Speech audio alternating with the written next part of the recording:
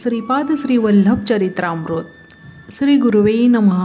श्रीपादराजं शरणं प्रपद्ये. अध्याय 32. नवनाथांचे वर्णन. नवनाथांचा वृत्तांत.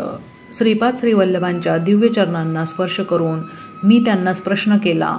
महाप्रभू, नवनाथ या नावाने प्रसिद्ध असलेले सिद्ध योगी सर्व श्री दत्तप्रभूंचे अंशावतार आहेत असे मी ऐकले होते. त्यांच्याविषयी सविस्तर माहिती आम्हास द्यावी अशी श्रीचरणी नम्र प्रार्थना. श्री नवनाथांचे नाव ऐकताच श्रीपाद प्रभूंच्या दोन्ही नेत्रांमधून अमृतवृष्टीचा प्रवाह बहिर्मुख होऊन सृष्टीवर पडत असल्यासारखे वाटले. त्यांच्या दृष्टीतून प्रेम चैतन्य प्रवाहित होत होते. ते अत्यंत आनंदाने म्हणाले, श्रोत्यांनो, मच्छिंद्र, गोरक्ष, जालंधर, गहणी, अडभंग, चौरंग, भर्तरी, चरपट आणि नागनाथ हे नवनाथ आहेत. त्यांच्या स्मरण मात्राने शुभफल सिद्ध होते. श्री दत्तप्रभूंची कृपा नवनाथांचे स्मरण करणाऱ्यावर अपार असते. कलियुगाच्या प्रारंभापूर्वी श्रीकृष्णाने उद्धवासारख्या महान भक्ताबरोबर तसेच समस्त यादवांबरोबर चर्चा करून आज नवनाथ या नावाने जाणले जाणाऱ्या नवनारायणचे स्मरण केले. ऋषभ चक्रवर्तीला 100 पुत्र होते. त्यातील नारायण अंशाने जन्मलेल्या 9 जणांना नवनारायण म्हणतात. त्यांची नावे कवी, हरी, अंतरिक्ष, प्रबुद्ध, पिपलायन, अविर्होत्र, दुमील, चमस, करभाजन अशी होती. हे सगळेच अवधूत स्थितीमध्ये राहणारे सिद्ध पुरुष होते.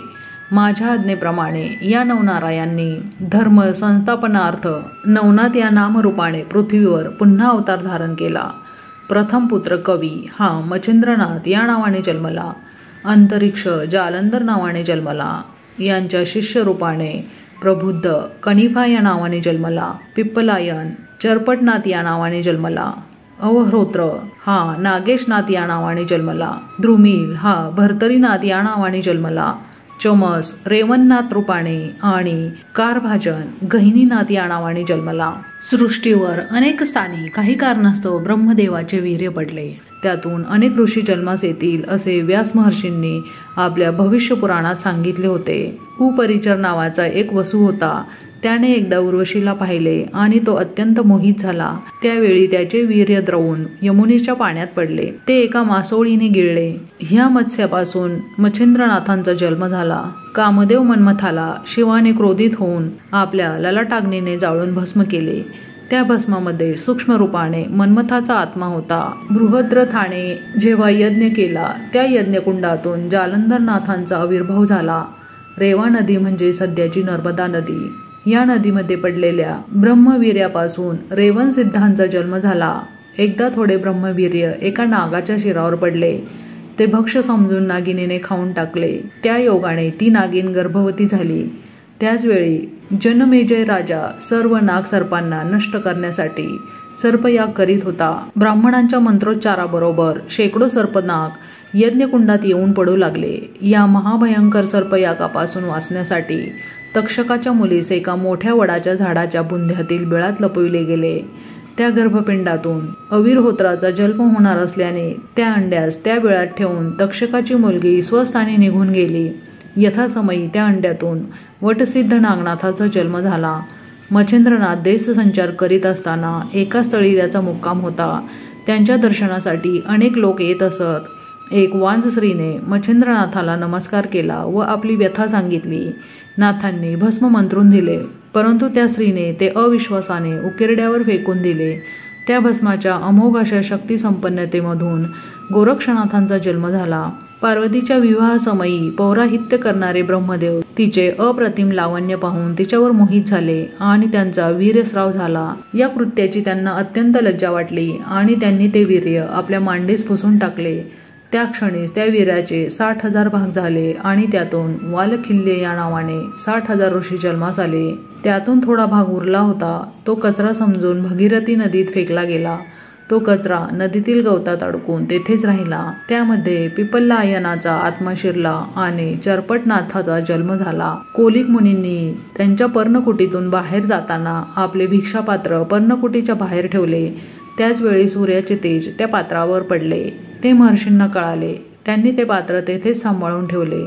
भर्तरी या शब्दाचा अर्थ भिक्षापात्र असा होतो. त्या पात्रातूनच एका नवनाथाचा जन्म झाला. यामुळे त्यांचे नाव भर्तरीनाथ असे पडले. हिमालयातील एका पर्वतावरील घनदाट अरण्यात एक हत्ती झोपला होता.